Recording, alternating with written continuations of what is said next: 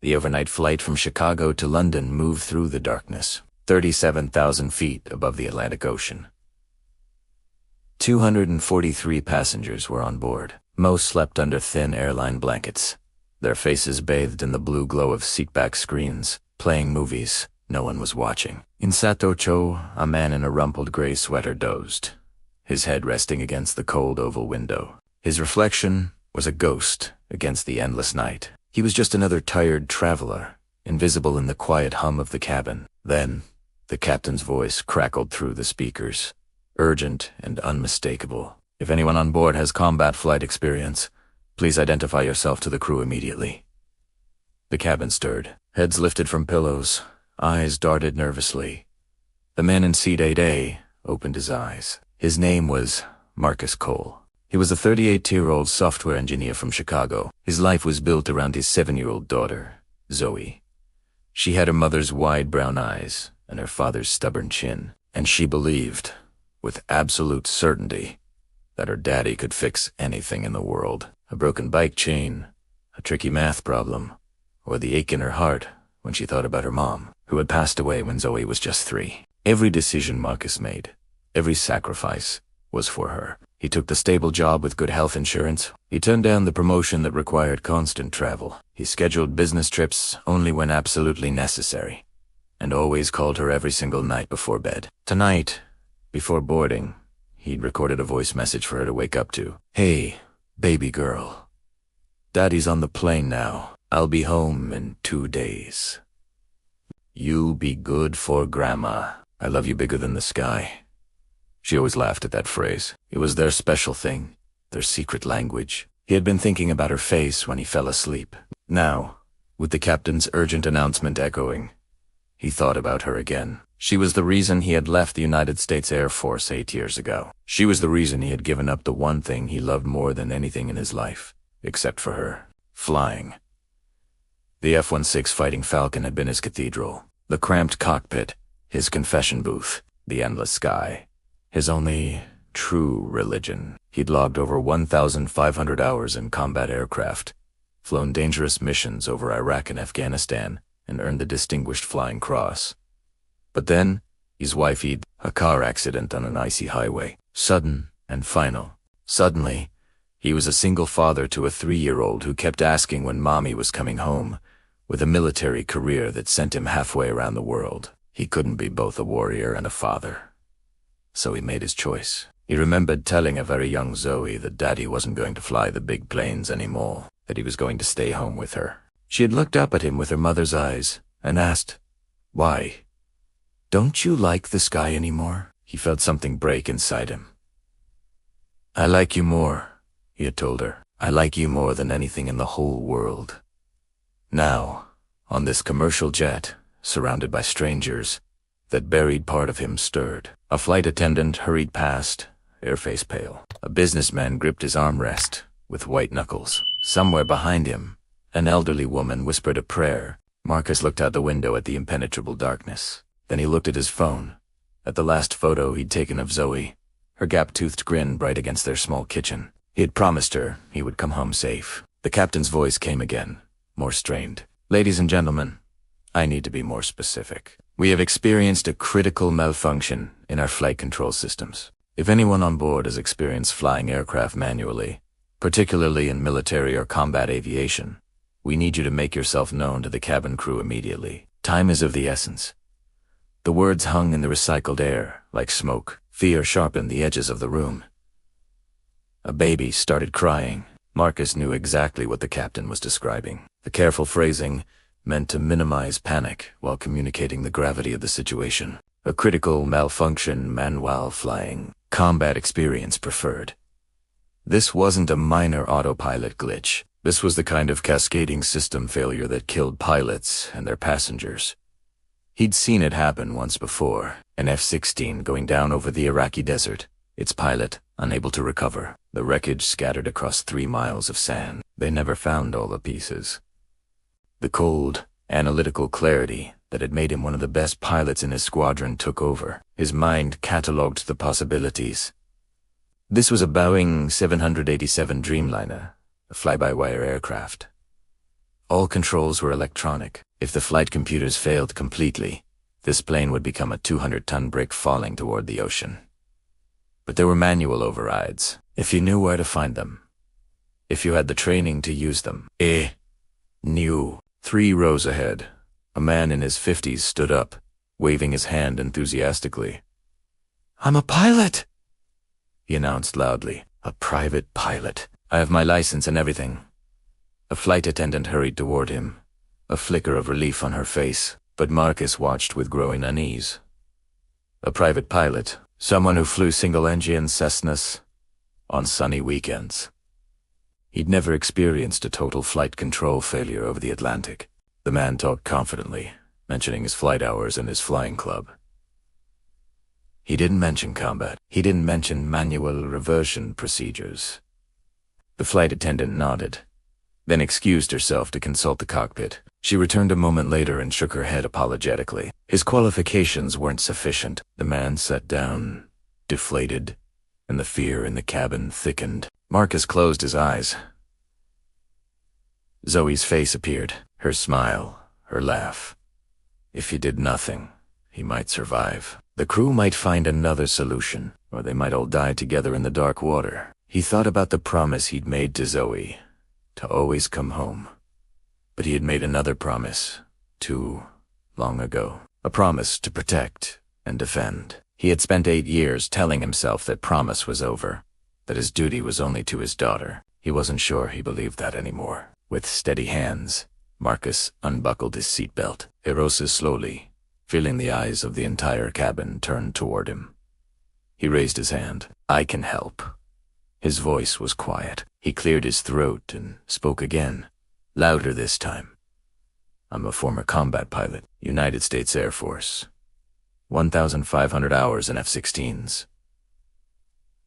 I've dealt with flight control failures before." The silence that followed was heavy, filled with the calculations of 242 people deciding whether to trust a man in a wrinkled gray sweater. A young flight attendant approached him, her face a mask of professional composure. The story doesn't end here, and stay till the end to find out what happens next to Marcus and the passengers of that flight. Make sure you're subscribed so you don't miss these type of videos. Her name tag, read Jennifer. Her expression was careful, but I could see the fear beneath it, and something else. Doubt. She asked if I had any ID, military or a pilot's license. No. I kept my tone even. I separated from the Air Force 8 years ago. I don't carry military credentials anymore. There's no reason to. She hesitated, her eyes taking in my rumpled sweater and faded jeans. I looked nothing like the heroes on recruitment posters. She started to say that without verification. She appreciated me coming forward, but I cut her off. The plane is experiencing a cascading flight control failure. Based on the captain's announcement, you've lost at least 2 of 3 flight control computers. The fly-by-wire system is degrading, which means your pilots are running out of options. If the 3rd computer fails, you'll have no electronic flight control at all. Your only chance is manual reversion to the standby flight control module, which requires specific training. Civilian pilots don't get. Jennifer's face went pale. Behind her, a passenger whispered, "He doesn't look like a pilot." I'd heard variations of that my whole life. I've learned to prove myself through action, not argument. A woman stood up, Dr. Alicia Monroe. She said she'd been listening. She knew nothing about flying, but she knew how people respond under pressure. I wasn't panicking. I was analyzing. She looked at Jennifer. That's what trained professionals do.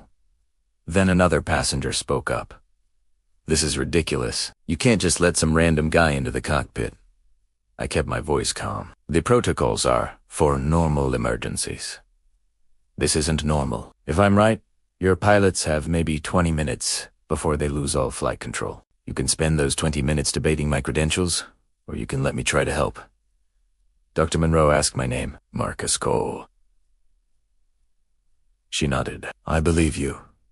Her words shifted something in the cabin. Jennifer lifted the intercom. The response was immediate. "Bring him now." But a man blocked the aisle. Tall, lean, with the bearing of a career military man. "I'm not letting anyone near that cockpit without verification," he said. Navy, 22 years. He knew what real military looked like. and what pretenders looked like. I met his gaze, then tested me. He asked about manual reversion in an F-16. I answered without hesitation. He asked about minimum safe airspeed in a 787 with degraded systems. I told him.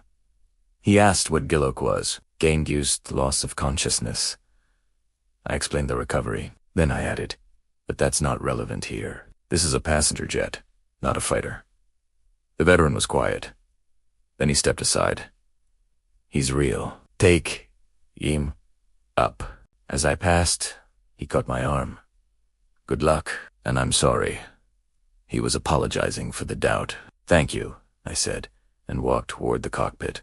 The cockpit was a mess of dark screens and the smell of burnt plastic. The captain was unconscious, slumped in his seat. The first officer, Ryan, was gripping the controls, knuckles white. He said the captain hit his head during severe turbulence right after the computers started failing. I scanned the panel. 2 of 3 flight computers were dead. The third was flickering. Ryan's voice cracked.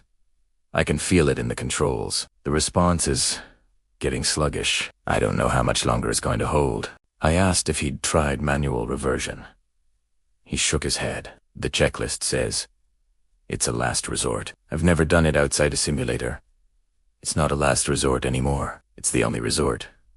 I pointed to the standby flight control module. When you engage that, you're bypassing all 3 computers. You'll lose most automated protections, but you'll have direct control. I stared at Italiano. What if it doesn't work? Then we're no worse off than we are now. But it's going to work. I've done this before. I placed a hand on his shoulder. You've got this. Just fly the airplane. Ryan flipped the switch. The yoke went dead. The plane dropped. Then, the standby system engaged. The yoke stiffened. Epaulet bike and the nose came up. It's working, he breathed. We had a chance. Our nearest suitable airport. Keflavik, Iceland. 2 hours away, but then I saw it. Hydraulic pressure. Dropping slowly. We're losing fluid, I said. At this rate, we wouldn't make it to Iceland. In the cabin, a man named Carter was yelling, fueled by bourbon and prejudice. A black guy in coach claiming to be a fighter pilot. Come on. Come on. His words came through the active intercom. I didn't flinch. The opinions of men like him are irrelevant. The only thing that mattered was this aircraft. Ryan, I said, I need to take the controls. He looked at me, surprise mixing with relief. Every rule said this was wrong, but he could feel the controls getting heavier. He thought of his wife, pregnant with their first child. He thought of the 242 passengers. Okay, he said, you have the aircraft. I settled into the captain's seat. My hands found the yoke. It felt familiar. Heavier than a fighter, but the fundamentals were the same. I have the aircraft, I confirmed. I thought of my daughter Zoe, asleep in her bed. I promised I'd come home, and I was going to keep that promise. The descent began. The controls were heavy now, a physical fight against the machine. Hydraulic pressure at 50%, Ryan called out. That's the minimum for normal operations. This isn't normal operations. We fly until we can't fly anymore. Ryan, how can you be so calm? Marcus was thinking about his daughter, Zoe, about the voice message he'd left her. I have a daughter. She's 7. She's waiting for me. Ryan's voice was quiet. I have a baby on the way. First one. We don't even know if it's a boy or a girl yet. Marcus looked at him. Then we both have reasons to land this plane. The coast of Iceland appeared on the navigation display. 45% hydraulic pressure, Marcus said. We're below minimums.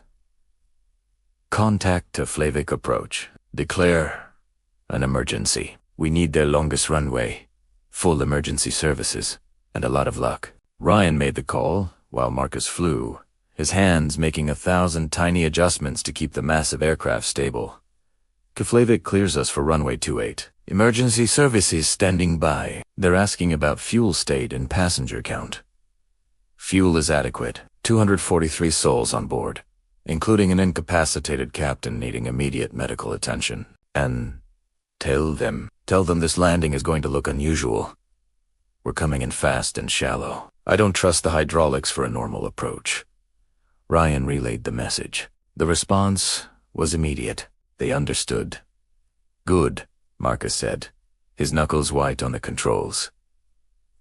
"Now, strap in. This is going to be rough."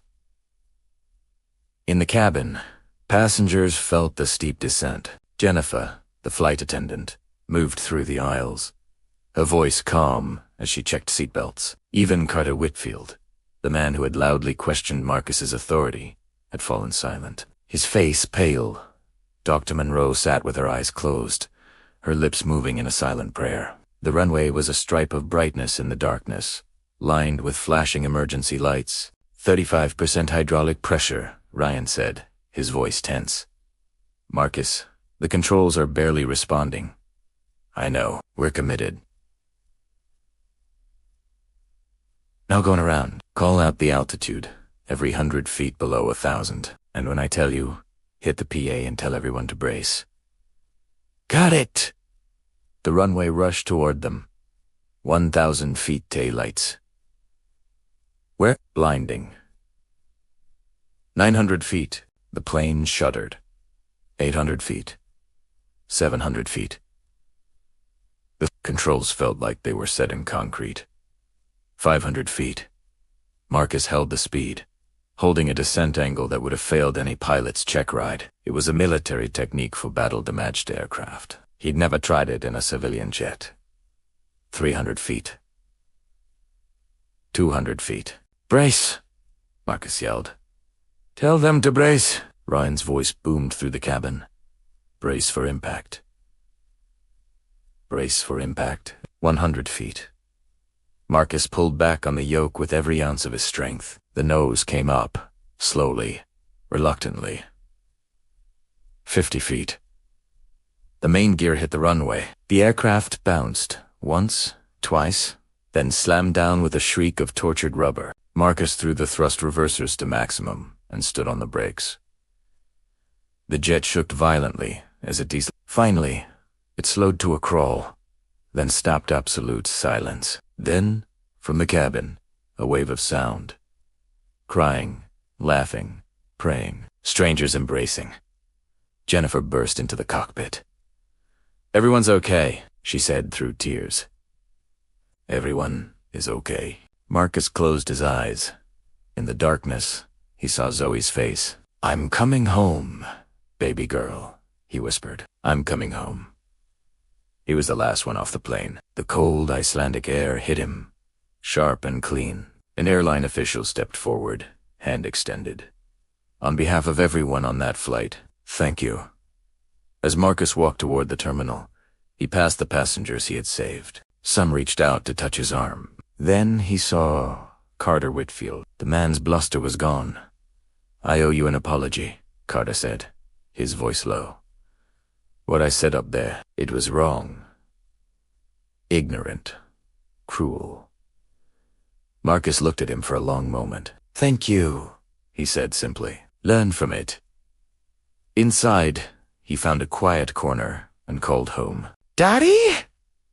Zoe's voice was thick with sleep. Grandma said something was on the news. "I'm okay, baby girl.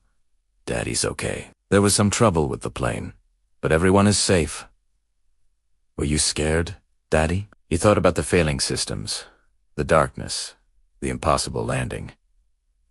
"A little bit, but I had something to come home to." Primera de you. Later that day, on a flight back to the U.S., he finally slept. Zoe was waiting at the airport, and he ran to her, sweeping her into a hug he never wanted to end. That night, watching her sleep, he thought about the promise he'd made 8 years ago, to give up the sky to be the father she needed.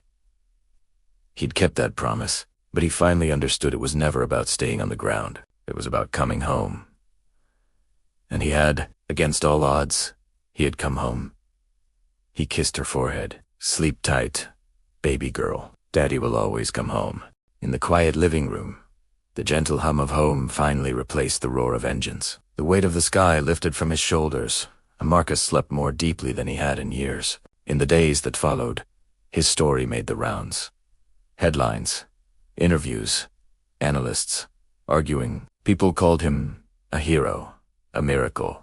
Marcus listened politely, but said very little. He declined the offers and the praise, because none of it was the point. What truly mattered was the small, ordinary morning that came next. His daughter Zhu sat at the kitchen table, swinging her legs, a milk ring forming around her cereal bowl. She watched him fix a loose cabinet hinge. "Daddy," she said, "Grandma says you saved a lot of people." Marcus tightened the screw and smiled. "A lot of people helped each other," he said. "I was just part of it."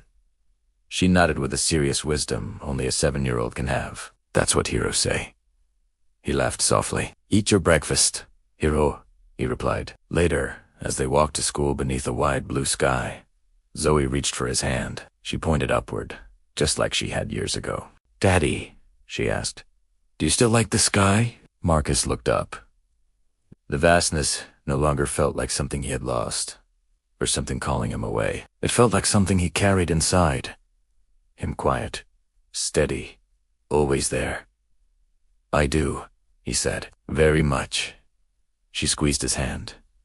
"That's okay. I know you like me more." He stopped, knelt to her level, and met those familiar brown eyes as reason, his anchor. As they continued down the sidewalk, Marcus understood. He was both. He always had been. Above them, a plane crossed the morning light, leaving a thin white line across the heavens. Marcus watched it fade, then turned his attention back to the small hand in his own. The sky could wait. He was already exactly where he belonged. Thank you for watching. If this story touched you, please like, share, and subscribe for more content that warms the heart. See you next time.